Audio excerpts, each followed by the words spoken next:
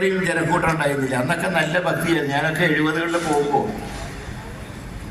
മറ്റേ അയ്യപ്പന്മാരെ തന്നെ സ്വാമിയെ ഒരു മിനിറ്റ് വേഗം അങ്ങനെ പറഞ്ഞ് വളരെ ഭക്തിയോട് കൂടിയിട്ടാണ് അവർ സംസാരിക്കുക. ഇപ്പം അങ്ങനെയല്ല, മാറി വേണ്ട എടുക്കുക എന്നുള്ള വർത്താനം. അതൊന്നും സത്യം പറഞ്ഞാൽ ക്ഷേത്രാചാരങ്ങൾക്ക് ഇതൊക്കെ വിരുദ്ധമാണ്. അതുകൊണ്ട് തന്നെ നമുക്കൊരു പുതിയ സംസ്കാരം ഉണ്ടാവണം ദേവനെ തൊഴുകാൻ വരുന്നവർക്ക്. എന്നാൽ അതേ സമയത്ത് ഭക്തജനങ്ങൾക്ക് ചില ചുമതലകളുണ്ട്. ഞാനൊക്കെ എപ്പോഴും മാറി നിന്നിട്ട് വേഗം തൊഴുത് വേഗം നീങ്ങുള്ളൂ. കാരണം ഞാൻ കാരണം 10 പേർക്ക് ബുദ്ധിമുട്ടുണ്ടാവരുത് എന്ന് വിശ്വസിക്കുന്ന ഒരാളാണ് ഞാൻ. അപ്പോൾ എല്ലാ കാര്യങ്ങൾ സുതാര്യമായി മുന്നോട്ട് പോകണം.